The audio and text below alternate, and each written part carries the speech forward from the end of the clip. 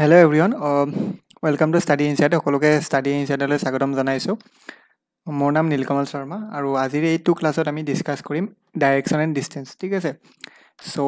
ৰিজনিংৰ আমাৰ already clock base question আমি hack কৰিছো। ক্লক বেসৰ কুৱেশ্যনৰ আমি ভালেখিনি টপিক ডিসকাস কৰিছো। এইবিলাক টাইপস আছিলে ফৰ্মুলা বিলাক আমি ডিসকাস কৰিছো। শৰ্ট ট্ৰিক্স ডিসকাস কৰিছো। ঠিক আছে। ক্লক এণ্ড তাৰ পিছত আমি ক্যালেন্ডাৰৰ ওপৰত কুৱেশ্যন ডিসকাস কৰিছিলো। মনত আছে সকলোৰে আগৰ ক্লাছবিলাক কৰিছিলে যদি মনত থাকিব সকলোৰে সো ক্লক এণ্ড ক্যালেন্ডাৰৰ পিছত আমি নেক্সট আমাৰ টপিকটো আমি যোৱা ক্লাছত ষ্টাৰ্ট কৰিছিলো direction and distance okay so direction and distance কি হয় এটো আমাৰ টপিকটো মই যোৱা ক্লাছত কৰিছিলো এবাৰ অভাৰভিউ এটা দি দিছো বাৰু সো ইয়াত আমাৰ কি থাকিব বেসিক্যালি আমাৰ প্ৰথম যেটো কনসেপ্ট হ'ব ডাইৰেকশন এণ্ড ডিসটেন্সৰ হেতু হ'ব আমাৰ ডাইৰেকশন মিন্স কি হয় north south east and waste হয় না নহয় এই চাৰিটা ডাইৰেকশন আমি মনত ৰাখিব লাগিব কি হ'ব নৰ্থ কোনটো হ'ব সাউথ কোনটো হ'ব ইষ্ট কোনটো হ'ব এণ্ড ওয়েষ্ট কোনটো হ'ব নৰ্থ সাউথ ইষ্ট ওয়েষ্ট ঠিক আছে নৰ্থ ওপৰৰ ফালে থাকিব নৰ্থৰ অপজিটত থাকিব south east and waste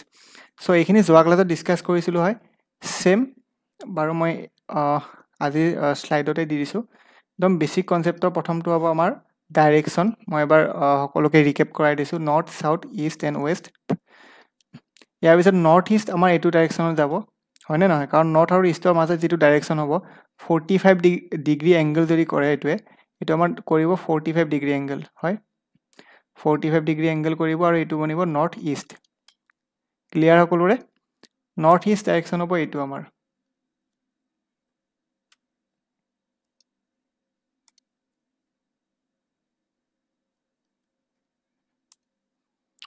So after northeast direction, আমি চাম southeast. এইটোত আমাৰ 45 ডিগ্ৰী এংগল কৰিব আৰু ওভাৰঅল এংগলটো কৰিব আমাৰ 90 ডিগ্ৰী এংগল আৰু এইটো বনিব আমাৰ southeast ডাইৰেকশন সেম বনিব আমাৰ সাউথ ওয়েষ্ট এইটো আমাৰ 45 and 45 ডিগ্ৰী সেম আৰু বনিব আমাৰ নৰ্থ ওয়েষ্ট যেটো আমাৰ বনিব 45 and আকৌ 45 So total চাৰিটা আমাৰ এংগল বনিলে কি বনিলে নৰ্থ সাউথ ইষ্ট ওয়েষ্টৰ পিছত আমাৰ চাৰিটা এংগল মিন্স কি হয় নৰ্থ আৰু ইষ্টৰ মাজত এংগলটো বনিব 90 ডিগ্ৰী আৰু নৰ্থ এণ্ড নৰ্থ ইষ্টৰ মাজৰ যেটো এংগল এটো বনিব আমাৰ 45 সেম নৰ্থ ইষ্ট আৰু ইষ্টৰ মাজৰ এংগলটো 45 ইষ্ট এণ্ড সাউথ ইষ্টৰ মাজৰ এংগলটো 45 সেম সাউথ ইষ্ট আৰু সাউথৰ মাজৰ এংগলটো 45 ডিগ্ৰী বনিব তাৰ পিছত যদি চাও সাউথ আৰু সাউথ ওয়েষ্টৰ মাজৰ এংগলটো বনিব আমাৰ 45 ডিগ্ৰী সেম সাউথ ওয়েষ্ট আৰু ওয়েষ্টৰ মাজৰ এংগলটো 45 দেন আকৌ ইয়াত নৰ্থ ওয়েষ্ট আৰু নৰ্থ ওয়েষ্টৰ মাজৰ এংগল 45 আৰু নৰ্থ ওয়েষ্টৰ মাজৰ এংগল 45 সো এনেকৈ আমাৰ কোটে কনসেপ্টটো বনিব ঠিক আছে এতিয়া আমি আৰু এটা কথা জানিব লাগিব শ্যাডো যোৱা ক্লাছত আমি এটা কোৱেশ্চন কৰাইছিলো জাস্ট এটা ওভাৰভিউ কোৱেশ্চন কৰাইছিলো আজি ক্লাছটোত আমি এইটো টপিকৰ ওপৰত অলপমান বেছি ডিপলি ডিসকাস কৰিম সো শ্যাডো আমাৰ তিনটা ধৰণৰ শ্যাডো কনসেপ্ট থাকিব প্ৰথম কনসেপ্টটো হ'ব আমাৰ 12 o'clock যেটো আমাৰ নো শ্যাডো ঠিক আছে নো শ্যাডো যোৱা ক্লাছটো চাগে কৰাইছিলো মই এইটো চাব 12 o'clock আমাৰ কি হ'ব সূৰ্যটো আমাৰ কি হয় 12টা বজাত আমাৰ একদম দুপৰীয়া মূৰৰ ওপৰত থাকে হেতু সময়ত আমাৰ কোনো এটা অবজেক্টৰ নো শ্যাডো আমি ধৰো ঠিক আছে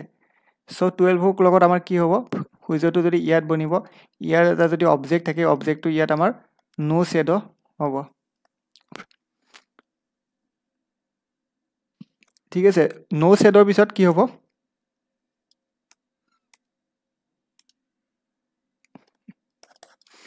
আফটাৰ মই যদি মৰ্নিং বুলি কওঁ মৰ্নিং আমাৰ সূৰ্যটো পূবফালে উদয় হয় না নহয় মিন্স ইষ্ট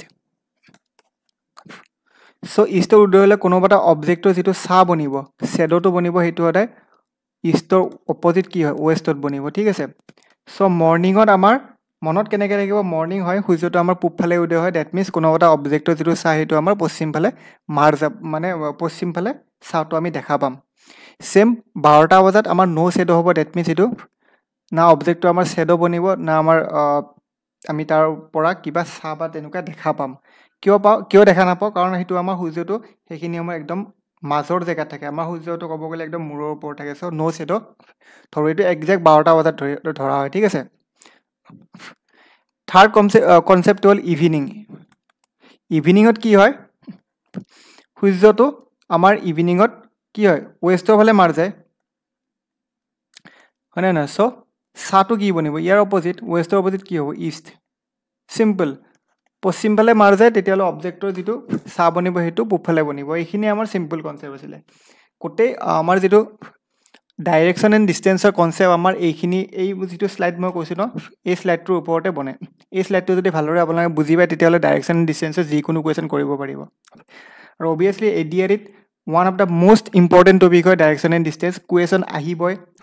যিকোনো ধৰণৰ আপোনালোকে ষ্টেট গভৰ্ণমেণ্টৰ এক্সাম আপোনালোকে যিয়ে নিদিয়ক এইটো টপিকৰ কুৱেশ্যন আপোনালোকে দেখা পায় এভৰি ইয়াৰ লাষ্ট ইয়েৰো আহিছিলে চ' এইটো টপিক আপোনালোকে ভালদৰে খুটি নেটি মাৰি জানিবই লাগিব চ' কি কৈছিলোঁ 12টা বজাত আমাৰ নো শ্বেডো হ'ব মৰ্ণিং আমাৰ কি হ'ব সূৰ্যটো পূবফালে উদয় হয় তেতিয়াহ'লে কোনোবা এটা অবজেক্টৰ ছাটো বা কোনোবা এটা বস্তুৰ ছাটো আমাৰ পশ্চিমফালে আমি দেখা পাম ইভিনিং কি হ'ব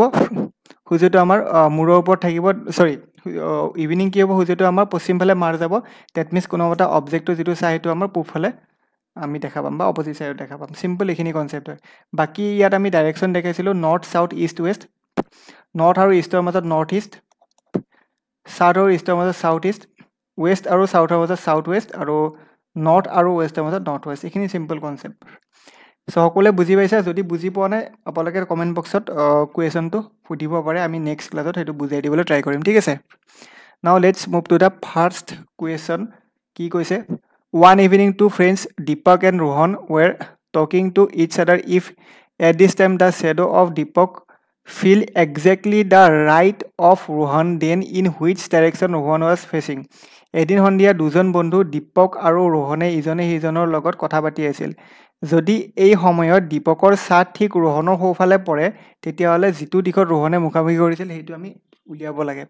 চ' চিম্পল চাই এইটো কনচেপ্ট হয় কি কনচেপ্ট হয় মই কৈ আছোঁ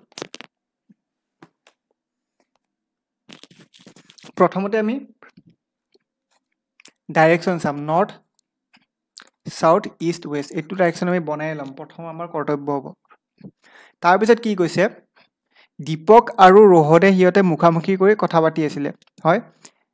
it's other if the at this time the shadow of Deepak fell exactly the right of Rohan কি কৈছে ইভিনিং বুলি যেতিয়া ক'ব আমি ইভিনিঙত সূৰ্যটো ক'ত থাকে আমাৰ ৱেষ্টত থাকে হয়নে নহয় পশ্চিমফালে থাকে চ' আমি ৱেষ্টৰ পৰা কাউণ্ট কৰিম কি কৈছে at this time the shadow of Deepak fell exactly the right of Rohan ৰোহনৰ ৰাইটত হয় exactly the right of Rohan that means ৱেষ্টৰ সোঁ ছাইড কি হ'ব আপোনালোকে চাওক ৱেষ্টৰ সোঁ ছাইড কোনটো হ'ব বাওঁ ছাইড হ'ল এইটো দেন সোঁ ছাইড হ'ব এইটো ডেট মিনছ নৰ্থ আৰু নৰ্থ কি হ'ব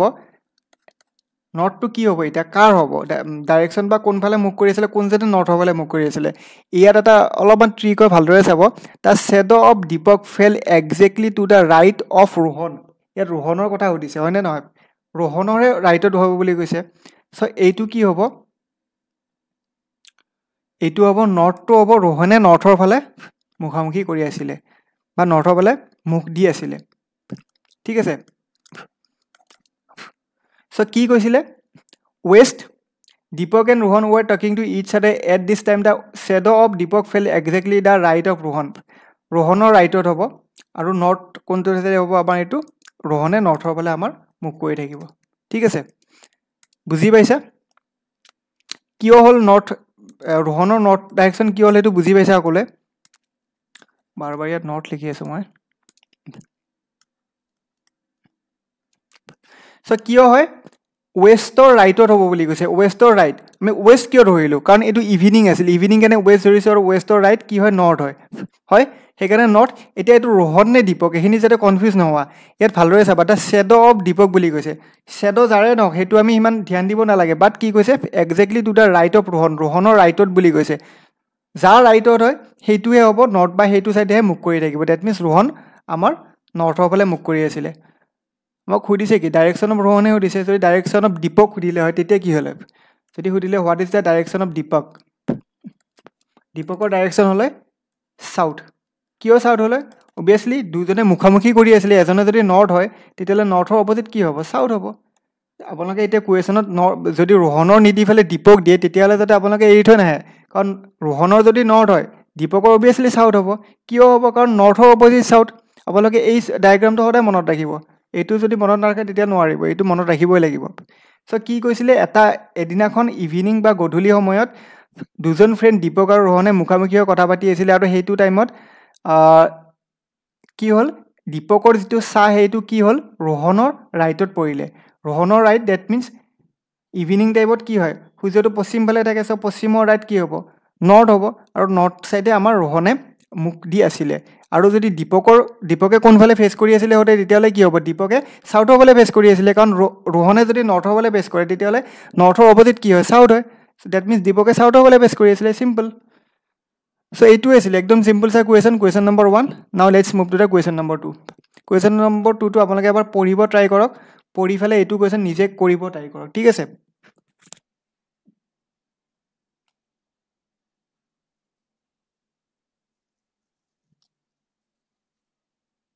আই থিংক সকলোৱে কৰিব পাৰিব একে টাইপৰ কুৱেশ্যন আগৰটোৰ লগত কোনো ইয়াত বেছি একো ডিফাৰেঞ্চ নাই বুলি ভাবোঁ মই বাট পঢ়ি চাওক ভালদৰে তেতিয়াহে কৰিব পাৰিব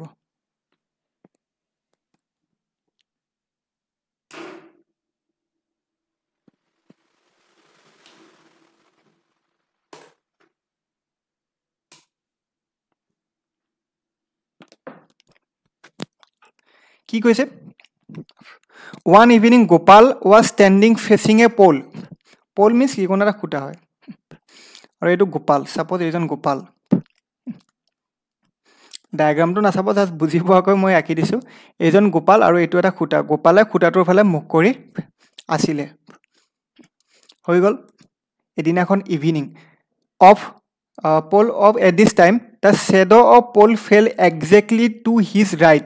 এতিয়া আমি কি কৰিম প্ৰথমতে মই কৈছোঁ ন ডাইৰেকশ্যনটো আঁকি ল'ব north south east west the shadow of pole এই পলটোৰ যিটো চাহ এইখিনিলৈ আমি ঠিকেই আছে the shadow of pole fell exactly to his right কাৰ ৰাইট হিজ বুলি কৈছে এতিয়া পলক বা খুঁটাটোকতো হিজ বুলি নকয় হিজ কাক ক'ব অভিয়াছলি গোপালক ক'ব চ' গোপালৰ ৰাইটত যদি থাকে that means exactly to his right then which direction Gopal was facing কাৰ ৰাইটত গোপালৰ ৰাইটত ইভিনিং বুলি কৈছে ইভিনিং ক'লে কি হয় ৱেষ্ট হয় ৱেষ্টৰ ৰাইট কি হয় নৰ্থ হয় আৰু নৰ্থ কোন কাৰ হ'ব হিজ মিনছ কি হয় গোপাল চ' গোপালৰ যিটো ডাইৰেকশ্যন সেইটো হ'ব নৰ্থ চিম্পলছে কুৱেশ্যন হয় বাট ইয়াত খুঁটাটোৰ লগত যাতে কনফিউজ নহয় কিয় নহয় কৈছোঁ প্ৰথমতে মই কৈছোঁ ডাইৰেকশ্যনটো বনাই ল'ব নৰ্থ চাউথ ইষ্ট ৱেষ্ট প্ৰথম ষ্টেপ 1 এইটো হয় যিকোনো কুৱেশ্যন নহওক ষ্টেপ 2ত কি কৈছে ভালদৰে কুৱেশ্যনৰ প্ৰথম লাইনটো পঢ়িব one evening Gopal was standing facing a pole গোপালে এটা খুঁটাৰ ফালে মুখ কৰি থিয় হৈ আছিলে of at this time the shadow of pole fell exactly to his right এই পলটো যিটো চাহ আছে সেইটো কাৰ ৰাইটত হ'ব হিজ বুলি কৈছে হিজ মিনছ কি হয় গোপালৰ ৰাইট গোপাল কোন চাইডে আছে গোপাল অভিয়াছলি এতিয়া আমি গোপালৰ ডাইৰেকশ্যন নাজানো বাট ইভিনিং বুলি কোৱাৰ লগে লগে আমি ৱেষ্ট চাব লাগিব মৰ্ণিং বুলি ক'লে আমি ইষ্ট চাব লাগিব এই কথাটো মনত ৰাখিব চ' ৱেষ্টৰ ৰাইট কি হয় নৰ্থ হয় আৰু গোপাল নৰ্থৰ ফালে আছে চিম্পল এইখিনিয়ে আৰু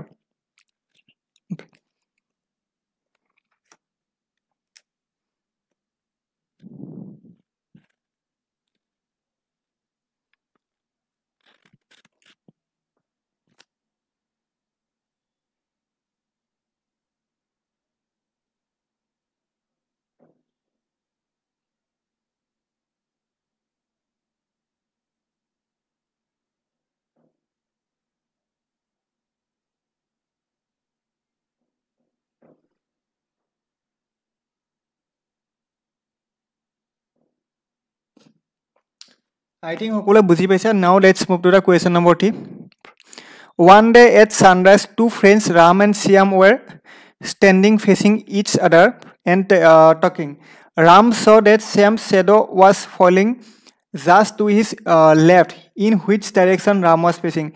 কি কৈছে one day at sunrise প্ৰথমতে সানৰাইজৰ কথা কৈছে that means morning হলে কি হ'ব east প্ৰথম আমি এইটো লিখিম ডাইৰেকশ্যন বনাম North, South, East, West. Bonalo. One day at sunrise, two friends, Ram and Shyam. Ram. Aru ki hol? Shyam.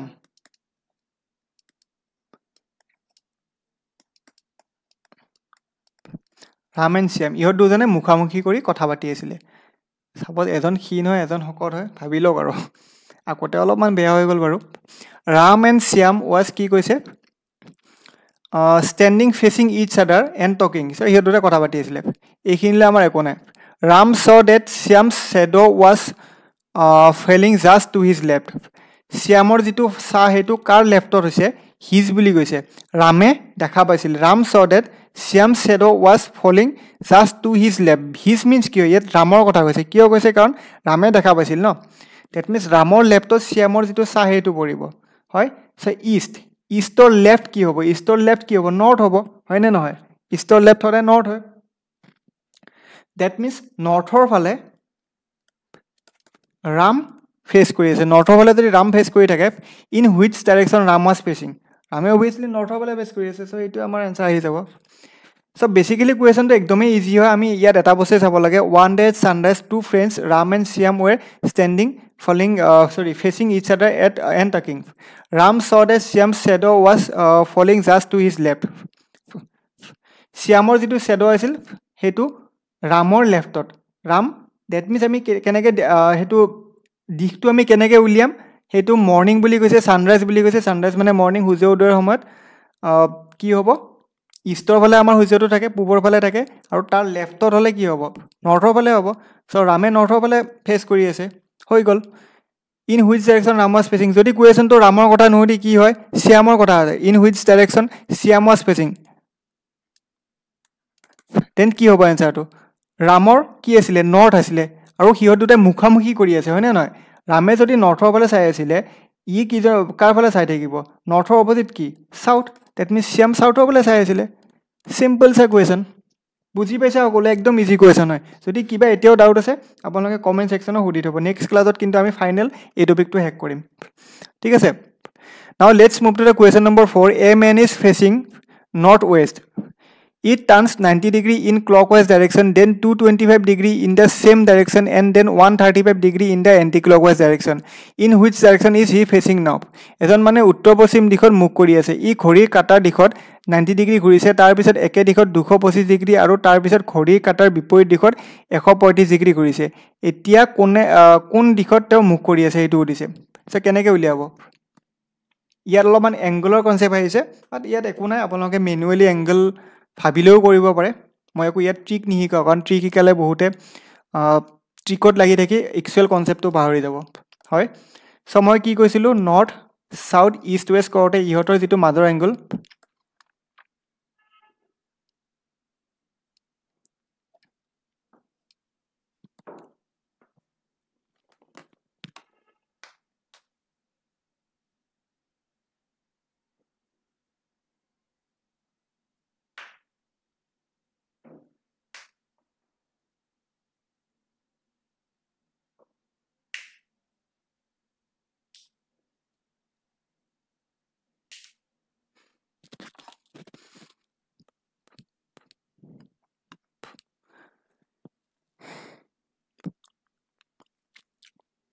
Okay so' এইটো 90 ডিগ্ৰী মই কৈছিলোঁ এইকেইটা 90 ডিগ্ৰী হয় তাৰপিছত কি কৈছিলোঁ ইহঁতৰ যিটো মাজৰ এংগল যায় সেইটো কি হয় 45 ডিগ্ৰীকৈ আমাৰ এংগল কৰে হয় 45 ডিগ্ৰী এইটো 45 এইটো 45 সেম ইয়াতো 45 ডিগ্ৰী হ'ব ইয়াতো 45 ডিগ্ৰী হ'ব সেম এইটো 45 45 ঠিক আছে চ' এইটো আমাৰ কাৰণে মেটাৰ নহয় মই ভালদৰে ইয়াত লিখি দিছোঁ বাৰু অলপমান ডায়েগ্ৰামটো বেয়া হৈছে নৰ্থ চাউথ ইষ্ট ৱেষ্ট চ' এইকেইটা এংগল আমাৰ 90 ডিগ্ৰীকৈ আৰু মাজত যেতিয়া নৰ্থ ইষ্ট মই কৈছিলোঁ ন ক্লাছটোৰ ষ্টাৰ্টিঙতে south east then south west আৰু নৰ্থ ৱেষ্ট চ' এনেকৈ আমাৰ যিকেইটা এংগল বনিব 45 ডিগ্ৰীকৈ বনিব এতিয়া আমি ক'ৰ পৰা ষ্টাৰ্ট কৰিম a man is facing north west প্ৰথমতে নৰ্থ ৱেষ্টৰ ফালে আছে ডেট মিনছ এইটো চাইডে ফেচ কৰি আছিলে facing north west then it turns 90 degree in the clockwise direction ঘড়ীৰ কাটা ডাইৰেকশ্যন কোনটো এইটো ঘড়ীৰ কাটা ডাইৰেকশ্যন ঠিক আছে আৰু এইটো ঘড়ীৰ কাটা অপজিট ডাইৰেকশ্যন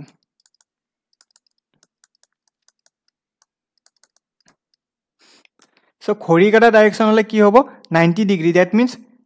নৰ্থ ৱেষ্টৰ পৰা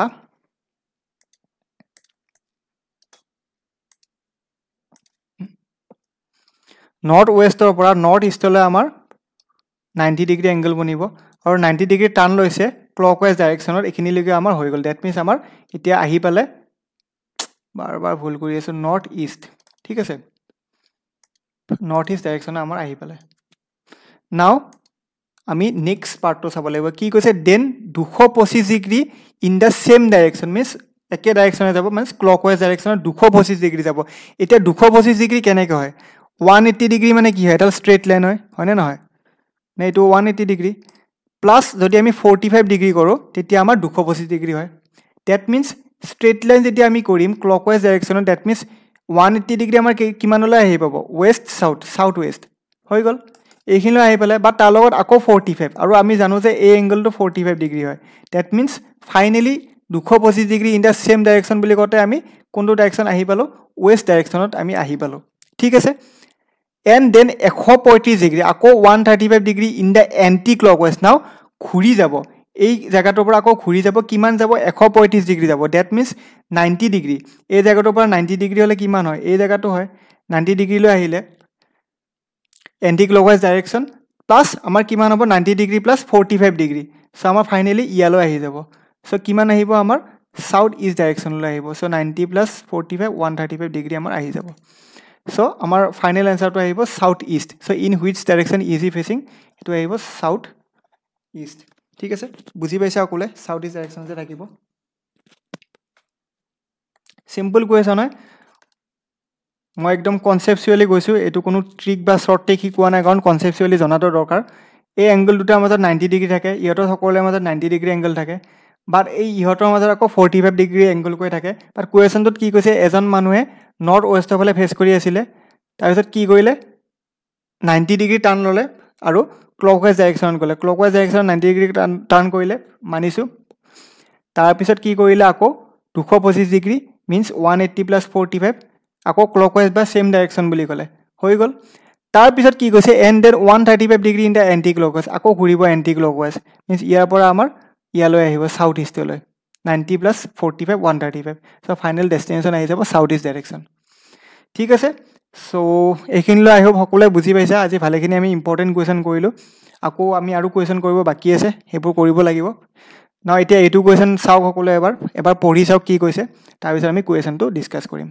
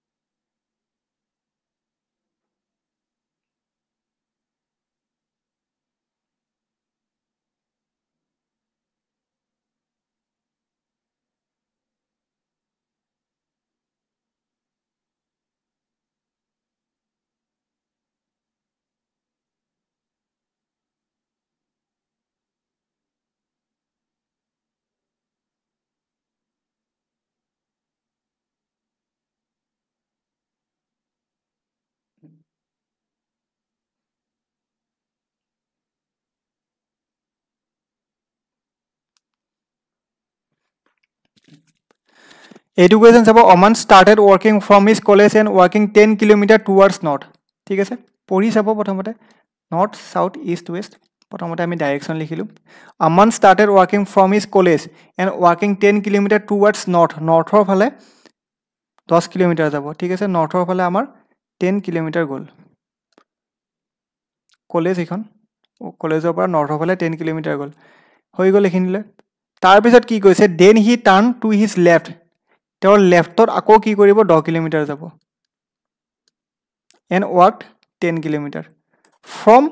there he took a right টাৰ্ণ ল'ব এতিয়া এইটো চাইডে যেতিয়া থাকিব ৱেষ্টৰ ফালে যেতিয়া থাকিব তাৰ পৰা ৰাইট টাৰ্ণ কি হ'ব এইটো হ'ব লেফ্ট আৰু এইটো হ'ব আমাৰ ৰাইট টাৰ্ণ হয়নে নহয় চ' ৰাইট টাৰ্ণ ল'লে কি হ'ব এণ্ড ৱাৰ্ক 10 কিলোমিটাৰ আকৌ ৰাইট টাৰ্ণ লৈ আকৌ 10 কিলোমিটাৰ যাব 10 কিলোমিটাৰ যাব ফাইনেলি মানে ইয়ালৈ আহি আকৌ 10 কিলোমিটাৰ যাব ঠিক আছে ফাইনেলি কি হ'ব যিটো ডাইৰেকশ্যন থাকিব সেই ডাইৰেকশ্যনটো আমাক লাগে চাগে হুইচ ডাইৰেকশ্যন ইজি ফেচিং নহয় এতিয়া কোনটো ডাইৰেকশ্যনটো ফেচ কৰিব অবভিয়াছলি এইটো ডাইৰেকশ্যন কি আছিলে নৰ্থ ডাইৰেকশ্যন তো নৰ্থ ডাইৰেকশ্যন ফেচ কৰিব এতিয়া চিম্পল কুৱেশ্যন আই থিংক সকলোৱে কৰিব পাৰিছে কি কৈছিলে প্ৰথমতে আমি এইটো বনাইছো ডাইৰেকচনৰ যেটো আমাৰ বেসিক ডায়াগ্ৰাম হয় নৰ্থ সাউথ ইষ্ট ওয়েষ্ট তাৰ পিছত প্ৰথম লাইনটো চাইছো a man started working from his college and working 10 kilometre towards north কলেজৰ পৰা আহিছে নৰ্থৰ ফালে 10 কিলোমিটাৰ গৈছে সো নৰ্থৰ ফালে মই এটো ড্ৰ কৰিলো তাৰ পিছত কি কৈছে then he turned to his left তেওঁৰ লেফটৰ ফালে টাৰ্ন কৰিছে ঠিক আছে লেফট টাৰ্ন লৈছে আৰু কিমান গৈছে 10 কিলোমিটাৰ গৈছে মিন্স ওয়েষ্টৰ ফালে গৈছে 10 কিলোমিটাৰ ঠিক আছে ওয়েষ্টৰ ফালে 10 কিলোমিটাৰ গৈছে তাৰ পিছত আকৌ from there he took a right turn and walk 10 kilometre আকৌ তাৰ পৰা ৰাইট টাৰ্ন লৈছে আৰু 10 কিলোমিটাৰ খোজ কাঢ়িছে in which direction is he facing now এতিয়া কোনটো ডাইৰেকশনটো ফেচ কৰি আছে সো ফাইনাল ডাইৰেকশনটো হ'ব নৰ্থ সিম্পল কোৱেশ্চন সো আই থিংক এখিনি আছিল সকলে বুজি পাইছা এখিনি কোৱেশ্চন আজি ক্লাছত নেক্সট ক্লাছত আমি আৰু ইম্পৰ্টেন্ট কোৱেশ্চন আনিম আমি আৰু বহুতখিনি কোৱেশ্চন কৰিব বাকি আছে এক্সাম ওৰিয়েন্টেড কোৱেশ্চন যিবিলাক অলৰেডি এক্সামত আহিবই সো হেইবিলাক টপিকৰ কোৱেশ্চন আমি কৰিম টপিক মিন্স কি হেইবিলাক প্যাটাৰ্নৰ কোৱেশ্চন সো নেক্সট ক্লাছত আমি হেই প্যাটাৰ্ন বিলাক আমি ফলো কৰিম ঠিক আছে সো কিবা যদি কাৰোবাৰ এনি কাইন্ড অফ ডাউট আছে আপোনালোকে কমেন্ট সেকশনত কৰিব কমেন্টৰ এটো টপিকৰ ৰিলেটেড কমেন্টে কৰিব আপোনালোকে বেলেগ কমেন্ট কৰিলে এনসাৰ নাপাব হা সো জিমান পাৰি আপোনালোকে এইটো টপিকৰ ৰিলেটেড যদি কিবা ডাউট আছে তেতিয়াহে কোৱেশ্চন হৈ দিব ঠিক আছে সো এখিনি আছিল আজি আমি পাঁচটা কোৱেশ্চন কৰিলো ইয়াৰ আমাৰ প্ৰথম কোৱেশ্চনটোৰ পৰা আমি ইভিনিং বা সা বেস বা শ্যাডো বেস কোৱেশ্চন কৰিছিলো তাৰ পিছত আমি ইয়াত এংগল বেস কোৱেশ্চনো কৰিলো সো গুটেখিনি আমি কভাৰ কৰিছো ইয়াৰ লাষ্টৰ কোৱেশ্চনটো আমাৰ বেসিক আমি ডায়াগ্ৰাম বা কোৱেশ্চনটাৰ পৰা আমি কেনেকৈ গ্ৰিপটো লৈ ষ্ট্ৰং কৰি ফেলে আমি কোৱেশ্চনটা সলভ কৰিব লাগে হেখিনি শিকিলো সো আমাৰ ক্লাস নম্বৰ যেটো 2 আছিল আমাৰ এখিনি আছিল ডাইৰেকশন ডিসটেন্সৰ ঠিক আছে সো যদি আপোনালোকৰ ক্লাসটো কৰি ভাল লাগিল ভিডিওটো অবিয়াসলি লাইক কৰিবই সকলে চেনেলটো সাবস্ক্ৰাইব এতিয়াও যদি কৰা নাই সাবস্ক্ৰাইব কৰি ৰাখিব বেল আইকনটো অবিয়াসলি প্ৰেছ কৰিয়ে ৰাখিব তেতিয়াহে নটিফিকেশন বিলাক আহিব আপোনালোকৰ সো এইখিনি আছিল আজি ক্লাসত ঠিক আছে সো আকৌ লগ পাম অহাকালি ক্লাসত তেতিয়ালৈ thank you and good night